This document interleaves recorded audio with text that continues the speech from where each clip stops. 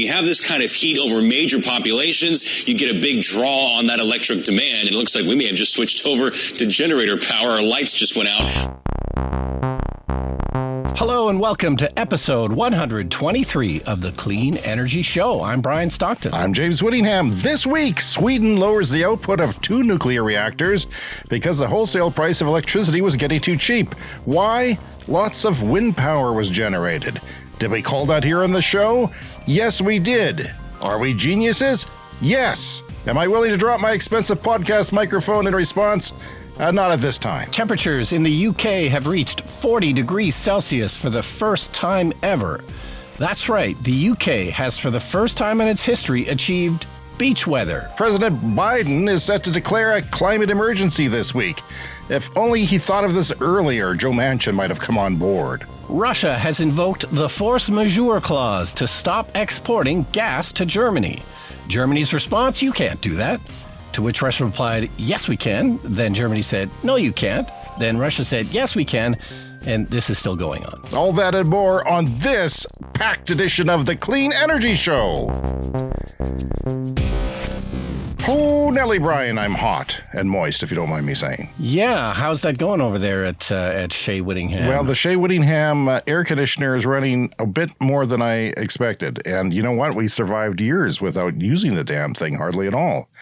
Because we're at almost 2,000 feet elevation. We're in an arid prairie climate. And it gets cool at night. It goes down to 13 Celsius, stuff like that. And you can cool your house down quite easily. Yeah, and your house, as we've discussed many times, is super insulated, very thick walls. So that helps with both heating and cooling. Yeah, it does. And huge airflow, fans in the window, that type of thing. And no, the air conditioner is running a lot. And it's... I'm sad about that because I know it's expensive. I know it's using electricity. Yeah, well, I'm still working on a plan for my house. I was kind of the same. I never thought we needed air conditioning. Now I've succumbed to the reality that we will. So my dream is to do geothermal. So maybe I can do that next summer and then we can heat and cool the house. But as of now, we don't have air conditioning. It was crazy hot for a couple of days there. It looks to be maybe improving. We thought about getting one of those portable air conditioners, that sit on the floor and, hose to the window. We don't have the right kind of windows for them. You really need the windows that slide up and down or slide left and right. We've got the kind that open outwards, casement windows. So, it's not a great fit. So hopefully we can survive the summer. You could jerry-rig that, though, with a piece of cardboard if you were willing. Yeah, and people on the internet use a piece of plexiglass and cut a hole in it. I don't want to do anything that elaborate. But also, too, I watched an interesting video on YouTube where a guy was complaining about the efficiency of those portable air conditioning units. So people used to have the kind that sat in the window. That was the common kind, right? Well, it turns out those ones are way more efficient. Really? So if you get a window unit, they're actually better because in the window unit, the hot parts of the air conditioner sit outside the house. Most of the air conditioner sits outside the house. And there's a lot of hot components that generate a lot of heat. Oh, okay. But they're sitting outside the house. So when you have a portable unit that sits on the floor, all the heat elements of the air conditioner are in the room. So the cooling element has to work a little bit harder. So the portable ones often have 2 BTU things listed on them. Like it'll say 10,000 BTUs of cooling, and then in brackets it'll say 7,500 BTUs of cooling, because that's the actual. Like it's the theoretical is 10,000, but the actual is more like 7,500. So there are kind that have 2 tubes that go to the window, and those are a little bit more efficient because one sucks and one blows. But yeah, that was news to me that, obviously they still work and there's other advantages to them. You can wheel them from room to room. But turns out the window ones, which are even cheaper too, are, the more efficient option. And they're quieter too. Like with the portable ones, you really hear the compressor kicking in and out. Yeah. But again, the window unit, that stuff sits outside the house, so they tend to be quieter. Oh, I see. Okay. I always envied those portable ones and thought they'd be a good idea. Now I'm thinking differently. I had a window air conditioner. I can't remember how much I paid for it. I found it at a garage sale at our first home, which was this A-frame 2-bedroom house. And upstairs were the bedrooms, and it was a wartime house. I had it in there like just refrigerator cold quite easily. Yeah. Like it did a really good job of a 100 square foot room. And even though I paid like $20 for it or something, I was really happy about that. And then a bird built a nest in there. underneath of it, sort of. And my cat came into the room every morning and started swiping at it for months. And we thought she'd gone crazy. And eventually we found the nest. And guess what the nest was made out of? Some of her hair that we had brushed off in the yard and let float away. They used it for their nest, which was adding insult to injury to my poor cat. So, and then she didn't believe us. I always believe a cat, people, because she found a mouse under the sink once in our old house. So, yeah, if a cat is interested in something, chances are there's something there. They're not losing their minds. They're pretty smart. Brian, you crazy bastard. You are having a soiree on the weekend. I got the invitation for it, and I'm going to decline it here on the show. And let me give you my reasons. Sure. I don't want to go. It's a well-known fact that you don't like to go places or talk to people. No, so but here's your situation. You survived COVID, you and your partner, and you're walking around like superheroes with capes on, like nothing can affect you. And now you're having a soiree with a bunch of people. And my doctor says avoid crowds. Do not take any risks because you are within a breath of dying. And I've gained pandemic weight. I don't want to be seen by people. I've got all kinds of reasons why I don't want to go there. The key phrase here is backyard soiree. It's the summertime, so we're going to have everybody outside, and we're feeling that will sounds safe. But if it becomes a COVID super spreader event, I mentioned it here on the show. You're not going to get away with it. No, that's exciting that you're doing that, and it's also the first time anyone's doing that. But I'm just not ready. I'm sorry. I'm sticking at home, and I'm still. We've been lucky here. We haven't got it. I've got school kids, and including one in elementary school. And although I will add that even if there was no COVID and it didn't exist, you probably wouldn't come anyway. Well, if I was like 1,000 pounds lighter, I think I would. If I felt like presentable, that I wouldn't break your chairs or something like that. I broke a chair at a friend's house once about 10 years ago at an Oscar party. Very embarrassing when you break somebody's chair. It was a nice chair, too. I think it was a little IKEA number. Obviously not supportive, not structurally sound. But that's always embarrassing when you break a chair. I wish you good luck with it. Perhaps I will send a table over with a picture of me on it or something and some information about myself. Sure. People can have conversations with the cutout. I don't know. I feel bad about not going, but I'm just not ready. And this is really clear to me. We have a story this week from Bloomberg about Swedish nuclear. That is a huge story, huger than anyone, I think, realizes. And my point was, and I was talking to you about this earlier, is that Bloomberg is the only one who covered this story, because I searched it, and I searched it again today, a few days later. Bloomberg is doing some excellent, because people often ask us who is a good source for the information that we're getting. Well, Bloomberg's excellent, but it's really expensive. I mean, you were on the Apple system, and they were wanting to charge you a fortune for it, right? Yeah, so I subscribe to Apple News, and so, like a story will come up from Bloomberg, and you'll want to click on it. Oh, this is great. I want to read this story. But not everything is included with Apple News, which is super annoying. So you click on a Bloomberg story, and it says, subscribe for $47 a month to Bloomberg, which is a fortune for a newspaper subscription. Yeah, I think you and I both sort of signed up for the cheap deal for 3 months, and we'll see how that goes and see if they offer us a cheaper rate by the time that's over. Yeah, but I'm thinking even the cheaper rate's going to be really bad. There's a student rate for $10, and that's American funds. So that's pretty pricey. I'm paying $4 a month for New York Times as a Canadian. And I Washington Post was a similar option for me. I was hoping Bloomberg would have something that I would, because they really do have a lot of climate stories that are done by reporting that a lot of people, and a lot of the deal with the climate fight that we cover is economics. I'm not an economist, you're not, but a lot of it is basic economics. And that's kind of the thesis of our show, is that the things that we talk about are going to displace other things on cost alone, let alone the need for it. Yeah, well, Markham Hislop, who we sometimes talk about on the show, Canadian journalist in energy, he had a guy from Deloitte, the accounting firm, on his podcast recently. And that was why he had him on, because it's like you often get into, arguments about, the economics about all this, and a lot of people just don't believe it. Yeah, which is but weird. If an accounting firm is on board with the economics of it, and really, there's tremendous opportunity if you don't just bury your head in the sand and say we're going to stick with the past. Yeah, it's quite remarkable how some people don't. I got into an argument with my son again about the cost of nuclear and such, and he's spouting.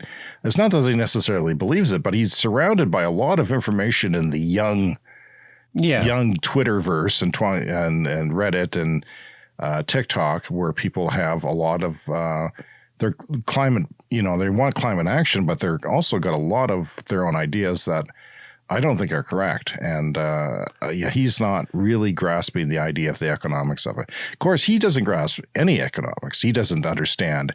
He wants a hailstorm because he's never seen hail. And I said, well, do you want your insurance to go up by 200%? Yeah. They seed the clouds in Calgary. And we were chasing a thunderstorm that eventually hit your cottage on Friday night, which is hilarious. But we just, he went out and chased it. So we went out and chased it. My daughter and I chased him chasing the storm because I didn't want him to die. And we saw some remarkable sights. The storms this year are crazy. And you know how many tornado warnings we're getting? I got one because it was ice cream night on Sunday. So we took the family for a blizzard at Dairy Queen, and we were stuck, of course, because it was a heat wave in this long lineup at Dairy Queen where you can't leave. And guess what happens? I get a tornado warning on my phone, and I'm stuck in this lineup, unable to go anywhere, thinking I'm going to die for a blizzard. Ironically, in the winter, you can also die by a blizzard. Yes. How did James die? Oh, he died by a blizzard. Oh, was it? What time of the year was it? July. That would be hilarious. I wanted to ask you, because you had the storm eventually came to you, and which is like 2 hours away, and you had a massive power outage. Yeah, wicked storm out at the cottage, which is in southeastern Saskatchewan. And it was a nasty one, all kinds of lightning, thunder, a little bit of hail, really strong winds, and trees, a lot of trees uprooted in towns nearby. So the power went out at about midnight when the storm was at its apex, and didn't come back on until 2 p.m. Ooh. 2 in the afternoon, 14 hours with no power. So, we have a gas barbecue with a side burner, so we were able to boil water and make coffee and tea with that. So, long live oil and gas, I guess. And you just got that last year, didn't you? Yeah, we didn't have it before then. Well, thank goodness. It paid for itself right there. Yeah, I mean, maybe we could have started a campfire, I guess. Oh, sure. And boiled like water. A caveman or something. I mean, you could do that. Has this got you thinking differently about building the new cottage, about what you might want to include, such as battery backup or vehicle to there's load? Always been lots of power outages out at the cottage because it's a small community. It's a little bit isolated. Everything's thousands of miles apart here in Saskatchewan. Everything's very spread out. So these kinds of power outages are quite common in these kind of rural areas. So absolutely, if we build a new cottage, the hope is to have some battery backup. Because we went for a walk during the power outage that morning, and, about every 10th cottage, you'd hear a generator running. Really? Which, again, it's always the unpleasant fossil fuel sights, sounds, and smells out of the cottage that really annoy me. But, there's already, lots of people that have generators because this is a problem. Wow. Do your immediate neighbors have generators? No, nobody right close by. Right. But, and there might be some with battery backup, but you can't hear those. So who knows? Right. That's possible. Now, I'm wondering, you drive a Tesla. Tesla is eventually going to have a vehicle to load or vehicle to grid type of thing, right? I mean, they've talked about that. And other people like Hyundai and Ford, they're all doing it. What's taking Tesla so long? Are they just worried about other things? No, they've never been as big on that technology as everybody else, and probably because they have a robust business selling batteries for the home. So they would prefer that people buy batteries for the home rather than the vehicle to grid. So, I think they will implement it someday, but they're not in a particular hurry to do that. So what was your car charge when the power went out? Yeah, fortunately, it was about 88% because we had the level 2 charger on for 5 hours. So, if we hadn't done that the previous day, we would have been in slight trouble. But it came on at 2, so we could have, it wouldn't have been a problem. And we didn't have, vehicle to grid or vehicle to home from the car, but, our phones did start to run out of charge. Really? So we were able to charge our phones in the car. That's nice. It's nice without turning on any gas to do that, too. You could just plug it in. What else is new with you this week? Well, I thought we didn't quite explain how Canada's carbon tax works last week. We spoke a little bit about how we're getting rebate checks now. Like you and I, our family will get about $1,100 each. But that might be confusing to people who haven't heard about how our carbon tax scheme works. That how is it a carbon tax if they're sending out money to people? So I don't know. Can you take a shot at explaining how this carbon tax works? You're putting it on me. Well, the idea is... Well, I can do it if you want. The theory is to affect consumer behavior. Yeah. Right? And that's what the carbon tax is for, is to affect consumer behavior. So if you... And by the way, I speak of my son way too often on this show, but he was at work with all the other young engineering students working at their summer job with the city, and they're all talking about the rebate checks that they didn't know were coming because they're young people. What do they know? They don't know what's going on. They didn't know this was coming. Suddenly they've got a few $100s in their account from the carbon tax rebate, and they're all going to blow it on frivolous things. So, but still... I mean, I would say put it into insulation on your home or, something like that, an upgrade of the weather stripping on your doors. But the idea is to affect consumer behavior. If something is expensive, well, this is what they do with tobacco, right? They tax tobacco, not because they're necessarily taking that money and putting it into the health effects that tobacco causes directly, but they tax it to discourage you from using it as much, and they're doing that. Be less of a burden on the healthcare system. So they've calculated what the price of carbon is per ton, and we're slowly ramping up to that. It started at $10 a ton, it doubled to $20. Now it's at $40, I believe. And from now until, 2028 or 2030 in Canada, they're going to ramp up that carbon tax on things. And you'll see it on your electricity bill because the power companies will have to, if they don't have clean power, they'll have to raise their rates and to account for that. And you'll see it built into the gas price and just in manufacturing too, I guess, and then certainly in the oil sector. Yeah. So to take one example, so the cost of gasoline at the pump is going to go up because of the added carbon tax. So this is a pressure on consumers. That's going to cost you more. And that's why we get the rebate check to help compensate us for rising costs of gasoline and other carbon kind of related things. But the hope is then that we as consumers, instead of choosing the polluting carbon thing, because it now costs more, will choose the cleaner option. So in an ideal scenario, if you have cleaned up your life and you've got solar panels, you've got an electric car, you're not burning any carbon, that rebate that you get from the government goes straight into your pocket. And that's what they want all of us to do. And that's almost where you and I are, because we have solar panels on a roof, we drive electric, and we're pocketing more of that money because we're not actually using as much electricity, or in my case, maybe as much natural gas because I've got a sun-tempered home and things like that. And yeah, it's been proven. The province of British Columbia has had it for years, and there was data that proved that it worked and it wasn't debilitating.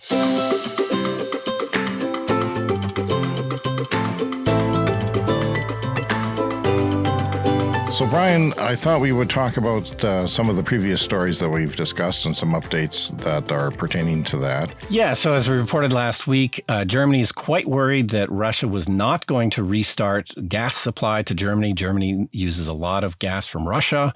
There was that whole episode where Canada had to send them a turbine for the pipeline that they needed. So the sanctions for Russia had to be momentarily lifted in Canada. Lots of people were upset about that, particularly Ukrainians. But there's a yearly maintenance that goes on every year about now, and Germany was making noise like this is not going to happen. And then a couple of days ago, yes, Russia indeed invoked force majeure, a sort of a act of God clause in the contract that says, yeah, we're not going to be able to supply you guys with gas. We got too much shit going on. But breaking news just before we started to record, and this is from Reuters, and This is an exclusive from them, so this is not yet widely reported, but Reuters has sources, and they believe that Russia will start supplying the gas again very soon. This has been a political hot point in Canada, hasn't it? The two opposition parties federally haven't been happy about that. It's kind of like a no-win situation. Governments get in that situation where it's equally bad no matter what you do. But I guess they went with their allies on this one, and not to be an apologist for them. No, but I'm not a big fan of most politicians, but you do have to recognize the fact that even if you do the job perfectly, there's always 30 or 40% of the population that's going to hate you no matter what. So let's do something fun for a second here. The Onion has a piece entitled "Americans Explain Why They Prefer Gas Over Electric Cars." This, of course, is satire. It's not real. So they had a slideshow and with quotes from different people. And I'll start with the first one. "I think we're rushing in before we even really know what electricity is," says Irene Mooney, seamstress. "My gas car can go forward and reverse. Can electric cars do that?" Ellie Slater asks, an interior designer. "It'd be disrespectful to the troops not to use the gas they died for," says another person. Getting a bit dark there. "The power strip I use for charging devices is already too crowded," says someone. That's too true. I deal with that every day. "I'm not sure electric cars will blow up as cool in movies," something that you and I can appreciate. And you especially, Absolutely. who've blown up a car. I blew up a car one time. For a It was movie. super fun. It's fun. So did I, actually. Well, I was part of it. "My job is 40 miles away, and I don't have an extension cord that long," says someone. And finally, "I'm not really sure why, but I regard it as an existential threat to my entire way of life," says Gary Tovar, realtor. Yeah, and it is, surprisingly poignant because it's true. There are very little legitimate reasons not to go electric, but people are balking at the idea anyway. Saying the dumbest things. This next story is from Next Big Future, and I wanted to talk about this just because I thought it was a fun story, but also shout out to Brian Wong, who I went to high school with. Brian has this blog called Next Big Future. It's been going on for many years. I don't think he listens to the podcast. He should. But shout out anyway. But Brian Wong did the math, and he thinks that the Tesla Model Y is already the best-selling car in the world. He had to make some assumptions to get to this figure, but Tesla just reported their second quarter production numbers and everything. And it was mostly kind of poor because there were shutdowns in China. Yeah. But then in June, they were able to ramp things back up again. So they had a huge production month in June. So if you extrapolate the production from Tesla in June to the whole year and to what Toyota is producing, because currently the Toyota Corolla is the best-selling car in the world, but they've had declines recently in their sales as Teslas are ramping up. So it's inevitable that Tesla's going to surpass them as the most popular car in the world, but it's possible we're at that right now, which I thought was pretty interesting. That is fast, isn't it? Though the Y really is going to be popular, as Elon Musk predicted it would be, that it would far dwarf sales of the Model 3, even though it's much more expensive. It's like 3 times the cost of the Toyota Corolla, but with, declining sales from Toyota and rapidly increasing sales from Tesla. And, whatever Teslas they can make, they can sell because they've got a huge waiting list. So as soon as they produce them, they're immediately sold. Right. So I think that these numbers could be correct. So you're telling me that there's 2 famous Brians from your graduating class in high school? Absolutely. Campbell Collegiate, class of 82, me and Brian Wong. Who'd have thunk? Wow. Must have been a good class. Congrats to your teachers if they're still alive. And double congrats if they're listening to this podcast, which I hope they are. Nelson on Twitter asked if this was you. He posted a picture of a guy charging a AMC Gremlin, which he's confused. What did you drive? What was the weird car? Yeah, I had a 1972 AMC Gremlin. Wow.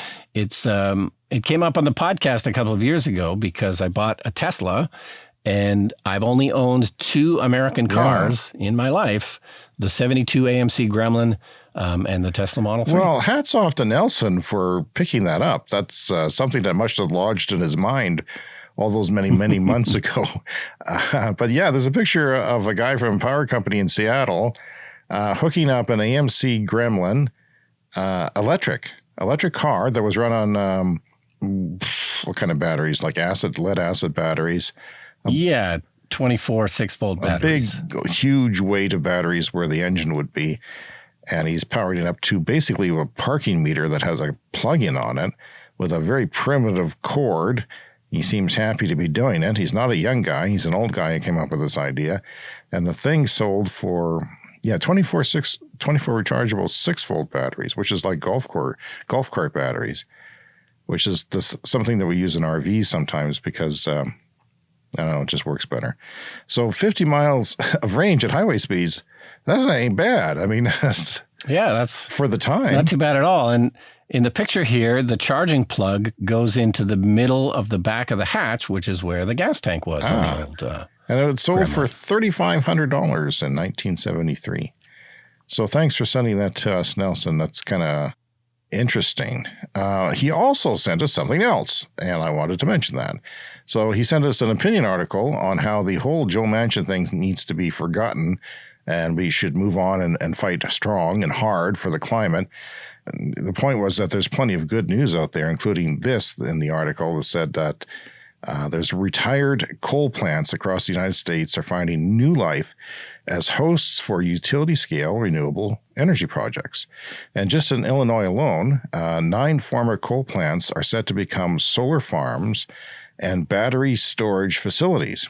So 9 former coal plants in Illinois alone are becoming solar farms with battery storage. That's amazing. Yeah, so the infrastructure and the grid connection is already there. So absolutely, why not just change it to green? Yeah, that's energy? the point. The main advantage of these stations provide over other large renewable energy infrastructure is their existing connections to the grid. That's kind of what's been sort of the Achilles heel for renewable energy deployment is the fact that you have to build up new grid connections. And so transitioning coal plants to clean energy hubs addresses 3 issues with wind and solar in one. First, coal plants' existing connections to the grid allow renewables to be delivered to cities and suburbs, and constructing expensive new power lines and substations is all taken care of. So I won't go into that any further, but we will get on with the show now.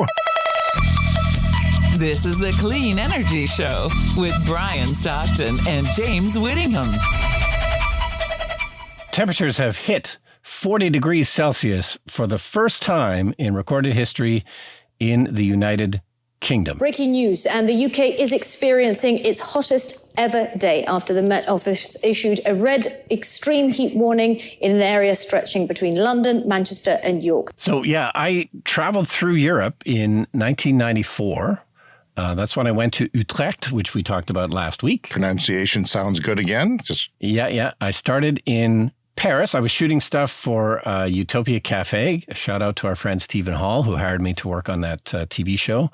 And we started in Paris and then traveled up to Norway and then kind of back down and ended up in Switzerland. But I bring it up because that was 1994. And at the time, that was the hottest summer in recorded history in Europe that summer. And it was blistering hot in the mid 30s the whole time. I was there for about 5 weeks, and it was quite extreme. But, as we know, 1994 was a long time ago. There's been many record-breaking summers since then as the climate continues to heat up. So, this time it's the UK. This is nasty. They've never hit 40 Celsius before. So what do you think was different when you were there because of the heat? How were the cities acting and people acting? Were they dousing themselves with water? I read that only 3% of the UK has air conditioners. Because remember the heat wave last year in the Pacific Northwest of North America, in BC and Washington and so forth, because they have a cool, temperate, almost British-like climate from the ocean, that fewer people had air conditioners. Well, 3% is very low, and it's really hot in the UK today. No, there's a lot of the same kind of problems. Like, a lot of the places we went did not have air conditioning back in 94. Is that right? And in the UK, a lot of some of their infrastructure is crumbling the way. Were you staying in hotels? The West Coast. Yeah, staying in hotels. And they didn't have air conditioning? No, well, we went to one in Copenhagen, which is, the northern part, which again stays more cool the more northerly you get. And when we checked into the hotel, they warned us. They said, okay, the hotel does have air conditioning, but it can't keep up. That your room is going to be hot, and we've got it cranked on maximum, and that's the best we could do. And it indeed was hot and did not really cool down. So what was your thinking at the time? Did you think, oh, this is just a one-off? This will never happen again. This is just once in a lifetime thing. Oh, yeah. 1994, we were so naive back then. It was really just... Yeah, there were normal patterns of weather, and sure, some years are going to be hot and some years cool. So, no, I didn't particularly think anything of it at the time. But yeah, so there's reports the UK is having some of the same infrastructure issues they had on the West Coast here in North America. Like train tracks are buckling because they're too hot because they just weren't built. I think that's fascinating, Brian. The whole infrastructure question. They're wrapping old bridges in foil because they're not designed for the heat that we're now getting due to climate change. And some of those bridges are going to have a cooling system built into them just to keep the cement from getting too hot because they're not designed for it. That's fascinating. Yeah. And overnight lows were like 26 degrees. That would kill me too if I didn't have air conditioning. That's a really warm temperature at night to go down to. So you get no relief from the heat. If you're in a building, it's not going to be 26 degrees unless you have a really good fan on the window. No, presumably, you do, climate and temperature modeling as an engineer when you build these things, and you build them to the normal, tolerances. Yeah, but these are hundreds of years old where they didn't, there was no climate change talked about then. Also, I want to say that it hit 40.3 degrees Celsius in the UK is the official high, and it hit 40.2 at 12:50 p.m. on Monday. That was 104.3 Fahrenheit. Oh, and just to lighten things up, I saw a post from a climate person talking about the conspiracy community in Britain talking about this. He said that some believe the hot weather has been manufactured to either distract from or explain COVID vaccine deaths. Oh. So I don't know how you do that. Who is the godlike person who is creating this heat wave to cover up the COVID deaths? And why would they, allow people to die from COVID vaccine deaths if they could create heat waves? And some think that sun cream is dangerous and full of nanotech. Wow. That's just, Brian, why is the world so crazy? And some people think it's actually freezing cold and that this is all a lie and they haven't come out of their basement. So. Maybe it's mind control. Yeah, like it's not actually hot, but they've tapped into our minds and I don't remember people being so crazy. What's happened? Well, maybe we just didn't hear about it back then. Well, maybe they're just fanning the flames on each other, literally. Because I saw a headline that I couldn't explain. It said that there was fires starting throughout London because of the heat. Like, how does that happen? Is it wildfires? Is it? There's fires raging near London. I don't know the details, and more fires here in Canada. Again, we're getting a heat wave here as well. And Lytton, BC, which we talked about a year ago, a town in Canada that literally burned to the ground in extreme record temperatures and heat fanning the flames of a big fire. Well, there's more wildfires near where Lytton was, and it's devastating even more of that area with fire and heat once again. And, we've said it before, we're not even at the beginning. This is really early stages of climate, and we weren't even expecting to see changes this early. We were talking 2050 or end of the century. We would start to see changes. Now, all of a sudden, it seemed in the last decade or more, we're starting to see climate change real up close. Yeah, well, really, I guess the starting point was more like 1994 when I was traveling through Europe, and it was an unprecedented heat wave. But we just didn't know enough. This is an interesting stat. Only 1.2% of the Earth's surface is expected to be hotter than the hotspots in the UK. And all of those surfaces, Brian, are deserts. I also found it interesting that my son sent me a text this morning. Shout out to my son. I only have one. Said that it was 18% humidity in London. So we're soaking in humidity here. And in London, it's 18%. It feels like they have our weather and we have Well, not theirs, but we have their humidity. No, it really feels like our humidity. We're supposed to be an arid climate here, but it's been very humid the last several summers. This is something viral that's been on the internet. This is before the heat wave actually hit this week. They had the forecast of Great Britain, what it was going to be this week, and they compared it to a forecast map of Great Britain in 2050 that the Met Office put out previously talking about climate change. And they said in 2050, we could see something as crazy as this. And look at today. It's actually almost identical. In 2022, we've hit those 2050 predictions. All right, Brian, this is an important story, I think. It's the Swedish nuclear and wind story from Bloomberg, and only from Bloomberg. Still, nobody else has covered this. Their reporting has looked at the economics of this, and because it is a financial, a lot of things in climate they're reporting on it because people want to invest in this stuff too, so they want to know what's going on. So the Vattenfall, and I don't pretend to say that properly because I'm not you, okay? Not a Nordic linguist like yourself, a noted one. The Vattenfall power company has curbed the output at two of its nuclear reactors north of Stockholm. Sweden has a lot of nuclear and a lot of hydro, so they got a very clean system. So the Nordic Power was trading at its lowest price since November because of gusty winds on the wind turbines. Because wind was putting out so much electricity that the bulk wholesale market of electricity was too low for the power companies. They didn't like that. So the nuclear reactors voluntarily turned down their output to, just like if you would, shut off oil, embargo oil so that oil prices would go up, that type of thing. And this is something that we've talked about on the show for ages. And it's a Tony Seba thing. It's a Rethink X is talked about this a lot. The economics of nuclear are not great right now. Of large-scale nuclear is bad. And the hope that some people have, and many people have, including people who listen to our show, is that small modular nuclear reactors will become a viable option in the toolkit. The problem is that they are expensive. If they exist, they're only theoretical. And everything I've read and heard is that they would cost a lot unless one company manufactures them. We all settled on this. Like one company would mass produce these things and bring the price down, which is only theoretical, and I can't see it happening in the time that we have to fight climate changes, which is 2040, right? I mean, we have to get a lot of things done by between 2040 and 2050 to net zero. And I just don't see that happening. We're not doing it. The companies don't want to buy them. Only governments are investing in small modular nuclear because it's too risky. It's too risky financially. So, yeah, the Nordic power prices have been so low in recent days that the nuclear station curbed its output. So this is something that we talk about.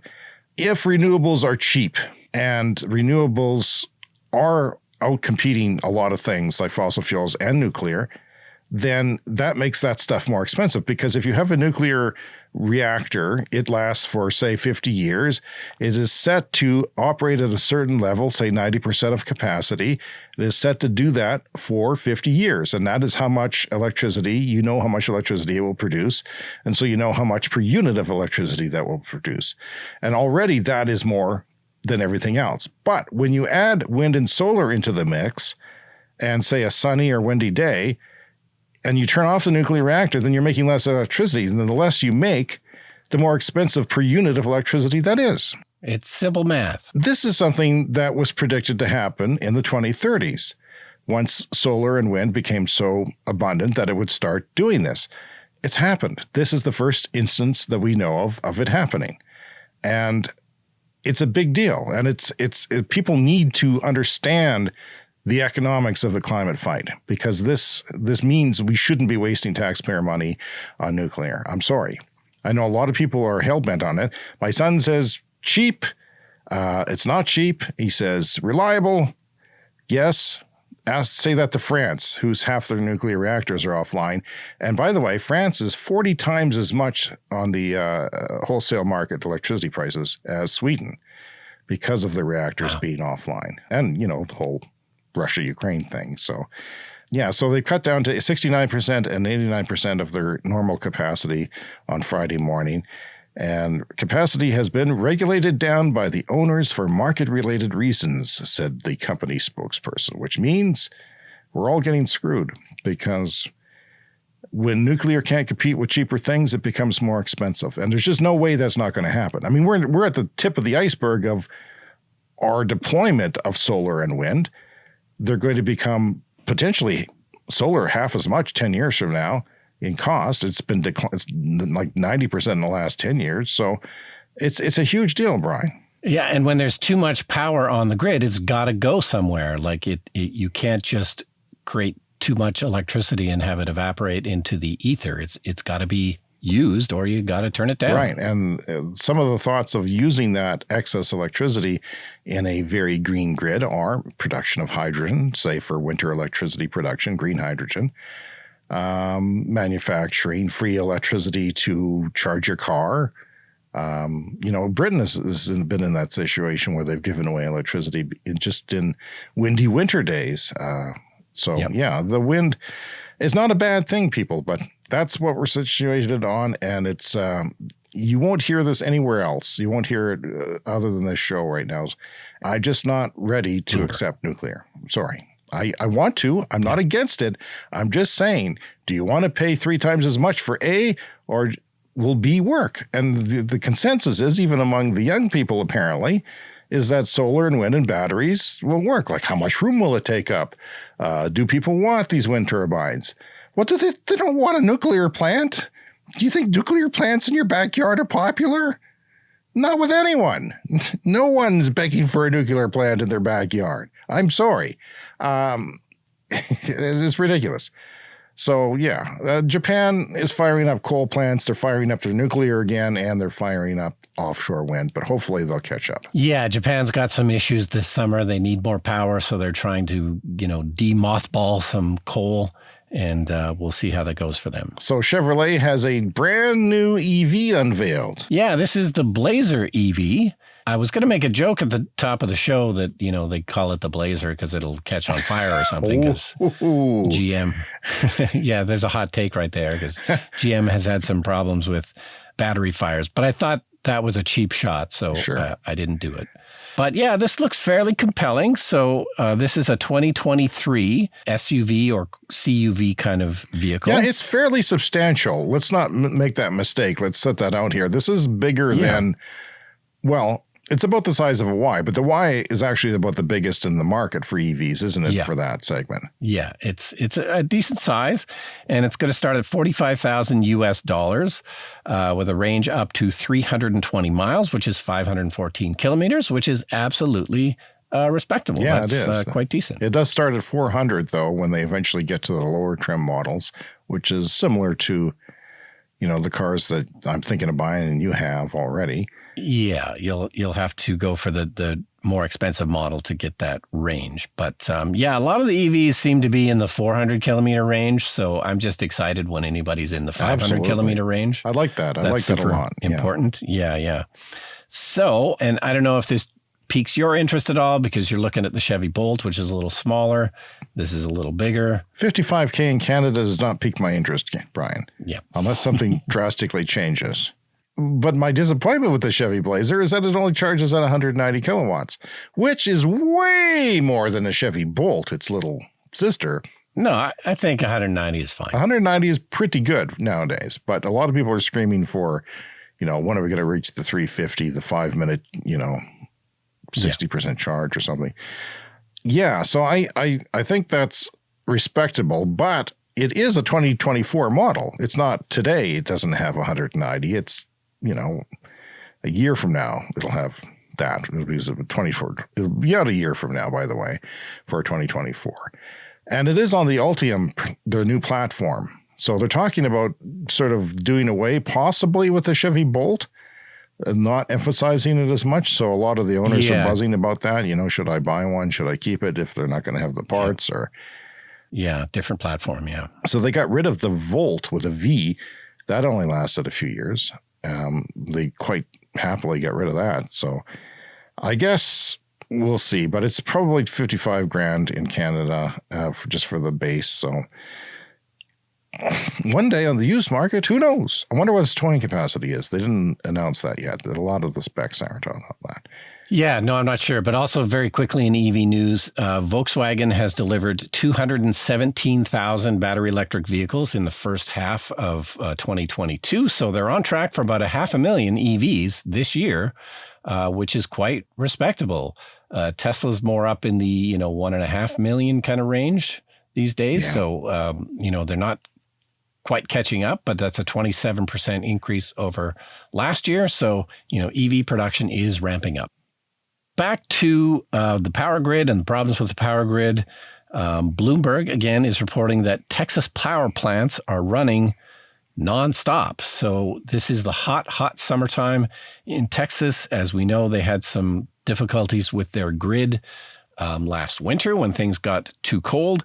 And the Texas power grid is unique because it's kind of self-contained. It doesn't really talk to the other states or even provinces in Canada like other grids do. They're kind of an island.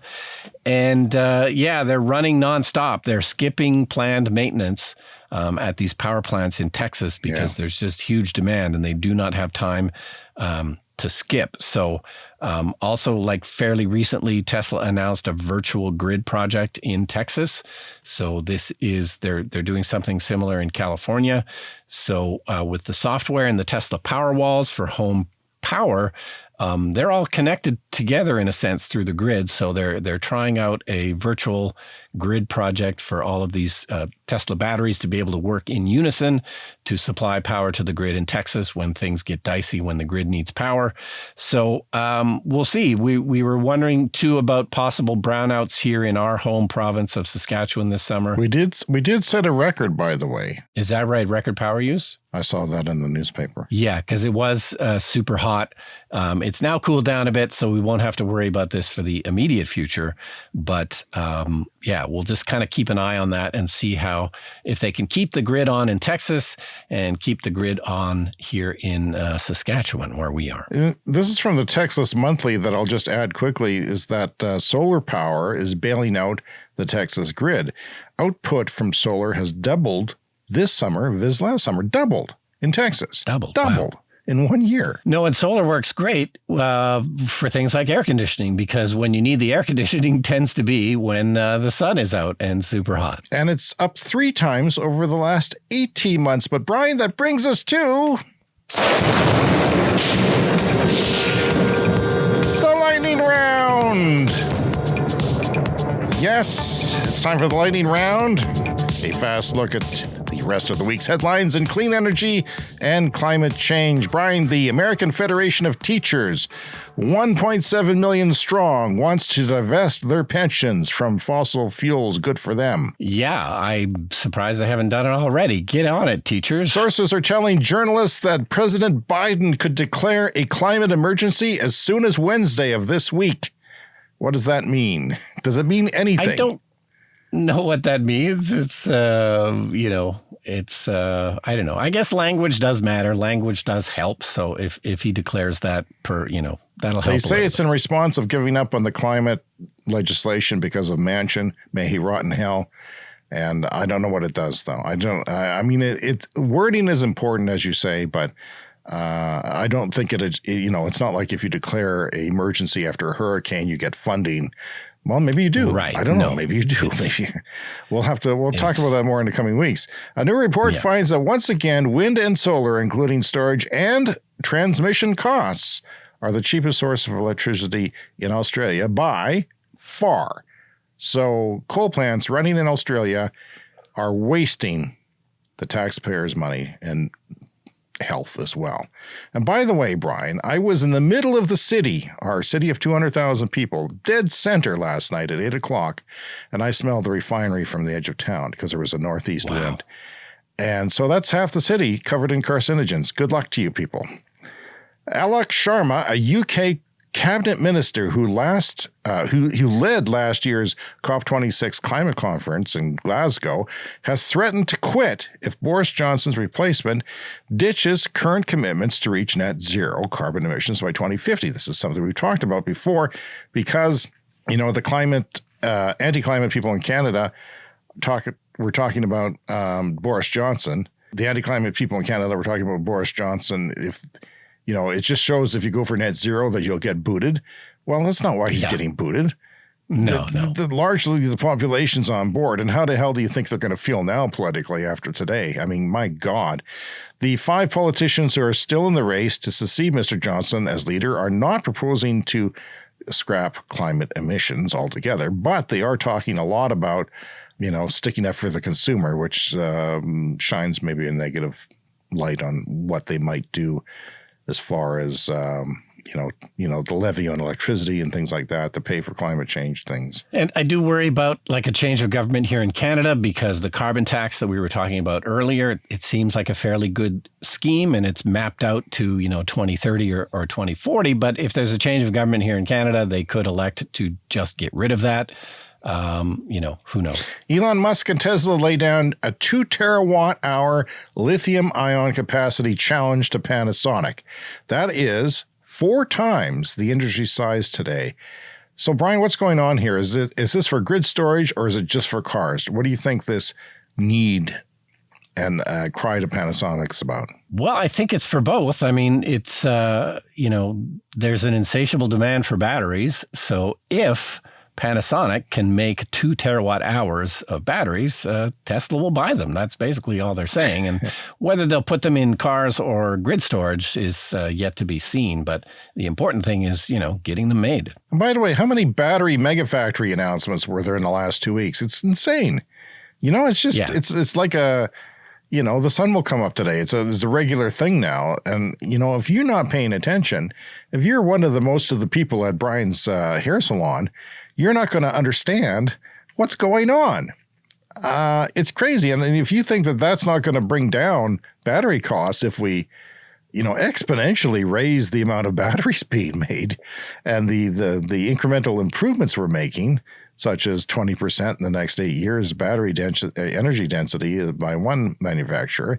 Okay, Ars Technica, if Volkswagen ends up making EV batteries in the United States, which they say they may, they'll do so with parts recycled from older lithium-ion cells. So already, even though there's not a lot of batteries out there, because, like my car's 10 years old, am I going to recycle the battery? No, it's still going strong. Thanks to a new collaboration with Redwood Materials, and that is the person who was with Tesla originally and started that company? Yeah. J.B. Straubel, one of the founders of Tesla, he's got this new company, Redwood Materials, and their whole thing is going to be recycling batteries. And it is, kind of a small deal at the moment because there aren't that many batteries to recycle, but looks like a great partnership with Volkswagen here because, they need battery materials. And if Redwood can supply them, that's great. So Elon had mentioned something about recycling batteries this week. He said, if you think it's not valuable, it's like you're looking at pure ore, you're looking at pure minerals that are already the best that they can be recycled. So you don't have to refine them that much. The original recycling to get the purest form of them is already taken care of when you recycle these things. So once the fleet is full of electric vehicles, you recycle everything and, most of everything, not 100%, but, very close to that, hopefully. Very close. And because it's also going to be the economical thing to do. It's a lot cheaper to recycle than it is to mine new copper, for example. From Bloomberg New Energy Finance, 19 countries have reached the 5% tipping point of EV adoption. That is the sale of EVs in the new car buying mix. And that includes the United States. If the U.S. follows that trend, then a quarter of all new car sales will be electric by 2025. Brian, the surprising state for me, Utah at 7%. That's pretty good. That's above average. Utah. Congratulations. If you're listening in Utah, send us a note. cleanenergyshow@gmail.com. For every 1,000 people alive on Earth, 973 are regularly inhaling fossil fuel toxins, especially in the city where we live. Only 27 are not out of those 1,000 people. Regularly, Brian. Regularly. So pretty much everybody is breathing in fossil fuel garbage. And yet, what did I see in front of me the other day on the road? a car with a sticker that said, "I support oil and gas workers because my truck doesn't run on fairy dust and unicorn piss." I mean, come on. I was driving an EV behind him, and he's stating that it's not possible to drive it anything other than that it's a fantasy. It was so absurd, Brian. It was one of the most absurd moments of my life. It's ridiculous. People are so stupid. What does he think? His lights run on unicorn dust? I mean, and then do fairies urinate, or is it just unicorns? Okay, the GF Energy is to build the second U.S. nailable solar shingle factory to meet growing demand. We're always talking about solar shingles from Tesla, and they're struggling. It's expensive, and they're not making very many. But this is an actual shingle maker which got into this in the last year, and now there's so much demand for it that they're building a second factory. And what happens then? Price goes down. I'm sorry. This thing is crazy. It's hard to even keep up. Finally, this week. Yeah, I would love to be able to get, a solar roof, but it's going to be a while before there's enough supply. Absolutely. And it will tend to be a bit more expensive for a while, I think, a bit pricey. And finally, this week, Brian, Electric's Fred Lambert has had FSD Beta, the full self-driving beta software for self-driving Teslas, as long as you. He has this to say: computer vision is impressive and detects its environment well, but decision-making is still equivalent to a 14-year-old who has been learning to drive for the last week and appears to consume hard drugs at times. Do you agree or disagree? Is that too harsh?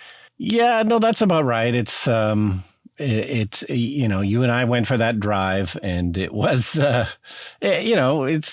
should have a learner driver sticker on the back of your car when you have that. That's our time for this week. If you're new to the show, remember to subscribe on your podcast app to get new episodes delivered every week. We like to hear from you. Contact us at cleanenergyshow@gmail.com. On Twitter and TikTok, we are Clean Energy Pod, and we're on YouTube, where you can watch our show and see special features and clips. And you can leave us a voicemail at speakpipe.com/cleanenergyshow. I look forward to talking to you next week. See you next week.